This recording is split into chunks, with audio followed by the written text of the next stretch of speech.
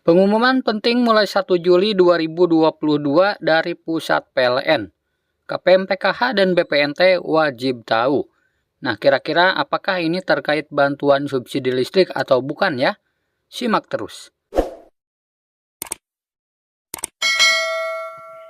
Bapak Ibu sekalian, terima kasih untuk kedatangannya. Terima kasih untuk kesabarannya menunggu pengumuman ini, karena saya tahu, saya juga mohon maaf pada saat yang sama banyak rekan-rekan dari media yang menjapri saya, tetapi mohon maaf sekali saya tidak mampu untuk membalasnya seketika karena ini sesuatu yang relatif baru, meskipun teman-teman sudah mengetahuinya, tapi secara resmi izinkan kami melaksanakannya baru pada pagi hari ini. Jadi Bapak Ibu sekalian, langsung ke materinya saja, nanti mungkin akan didalami lebih banyak melalui tanya jawab, dan Pak Dirut tadi sudah sepakat kita untuk berbagi tugas, kiranya menyangkut teknis operasional nanti ada di Pak Dirut dan jajaran, dari sisi regulasi mungkin ada di kami dan teman-teman di Kemenko Ekonomi, Perekonomian maupun Marves, atau lebih jauhnya Kementerian Keuangan dan juga Kementerian BUMN, tentu saja dengan senang hati bisa menjawab kalau sekiranya pertanyaannya mengarah ke teman-teman tersebut di atas. Teman-teman semua, sebagaimana kita ketahui sesuai dengan Permen 28 ya Pak Jisman ya,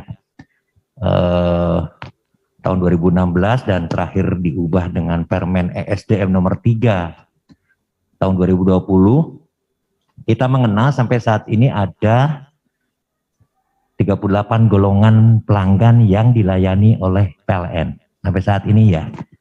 Dan 38 golongan pelanggan tersebut terbagi menjadi dua.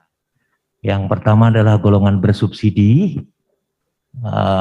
Kita emang diwajibkan oleh negara untuk senantiasa melindungi rekan-rekan kita, saudara-saudara kita yang masih belum mampu melalui instrumen fiskal berupa subsidi. Itu ada 25 golongan. Ya, tapi khusus untuk hari ini kita fokus ke golongan yang tidak bersubsidi. Jadi sekali lagi teman-teman, kita hanya menyoroti ke golongan atau kelompok golongan yang non subsidi.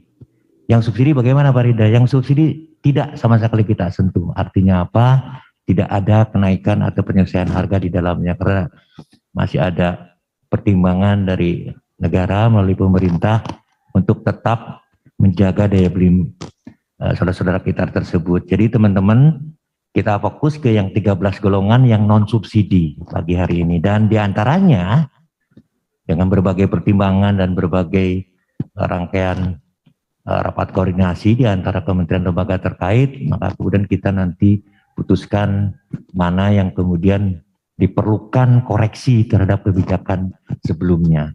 Nah, ini tabel di bawah, teman-teman bisa menyoroti yang 13 golongan itu apa saja. Kalau dilihat dari sektornya, kolom pertama sebelah kiri itu ada rumah tangga, ada bisnis besar, industri besar. Sengaja kami tambahkan kata besar di situ karena yang kecil atau menengah masih tetap kita proteksi. Kemudian di dalamnya ada juga golongan pemerintah, dan yang terakhir adalah layanan khusus. Ini totalnya jumlahnya ada 13. Tolong spot ke rumah tangga. Rumah tangga itu ada R1, itu dari mulai 900 volt ampere sampai 2200. Saya nggak tahu di antara kita masih ada nggak yang langganan itu. Mungkin minimal 2200 mungkin. Tetapi yang menarik adalah R2 sampai R3, di mana kapasitas terpasangnya itu mulai dari 3500 volt ampere sampai 6600. Nanti berapa jumlah pelanggannya, nanti mungkin Pak Dirut melalui Pak Bob mungkin bisa juga bantu berapa persen sih. Ini yang akan nanti kita dalami. Kemudian ke bawah bisnis besar, industri besar ada, dan ini nanti kita bisa tunjukkan juga berapa sih yang selama ini mereka mendapat bantuan dari pemerintah. Itu juga bisa kita perlihatkan, dan Selanjutnya pemerintah, teman-teman, terbagi dari 3 golongan kecil, yaitu P1, P2, dan P3. Contoh-contohnya ada di sebelah kanan. Contoh-contoh B2 itu seperti apa sih, Pak Rida? Ya seperti itu. Ada perusahaan tekstil, ada gudang, dan seterusnya untuk B2. Sementara untuk B3, B itu bisnis ya teman-teman ya. B3 itu bisnis itu mall, seperti mall kayak gitu, pusat perbelanjaan yang besar. Misalkan karena tiap hari saya lewatin, misalkan mohon maaf, Gandaria City gitu. Itu contoh dari B3. Kemudian ada yang disebut industri, itu industri garam dan seterusnya. Begitupun yang lebih besar lagi sampai I4. I4 itu ya kayak pabrik semen kayak gituan, teman-teman. Ya dari situ aja teman-teman bisa membayangkan patutkah mereka kemudian untuk masih menerima bantuan dari pemerintah. Itu yang pertama. Kemudian yang kedua, ini adalah sedikit dari sisi regulasinya. Ini adalah historinya teman-teman. Bahwa tarif adjustment itu bukan sesuatu yang haram untuk dilakukan, karena kita sudah melakukannya sejak tahun 2014. Kami membaginya dengan berdasarkan jenis tegangannya. Yang di atas adalah tegangan TR yang langsung ke konsumen yang kita rumah-rumah, itu tegangan rendah, kemudian yang merah itu tegangan menengah, kemudian yang paling bawah adalah tegangan tinggi. Dan diputuskan bahwa yang kemudian kita sesuaikan tarifnya adalah untuk R2, R3, dan sektor pemerintah atau P atau publik. Jadi teman-teman sekali lagi, jangankan yang golongan bersubsidi ya, itu sama sekali kita nyentuh, nengok aja enggak. Karena kita masih harus melindungi saudara-saudara kita.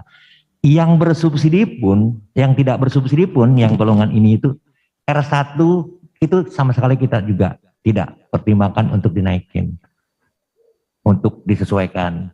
Jadi untuk R1 900 sampai 2200 kita tidak kita sesuaikan tarifnya. Tetapi ke R2, R3 kalau kami dengan Pak Dirut ini dan teman-teman itu ya orang rumah tangga yang ya mewah.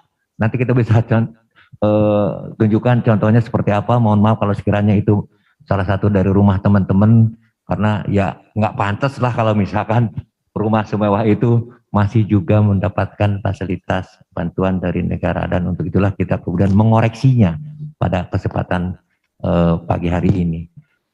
Nah, jadi sudah jelas ya teman-teman, mulai tanggal 1 Juli 2022 nanti PLN akan menaikkan tarif listrik yang berdaya 3.500 volt ampere ke atas. Nah, jadi untuk KPM PKH maupun BPNT yang masih memiliki 450 volt ampere dan 900 volt ampere itu tidak dikenakan kenaikan tarif ya.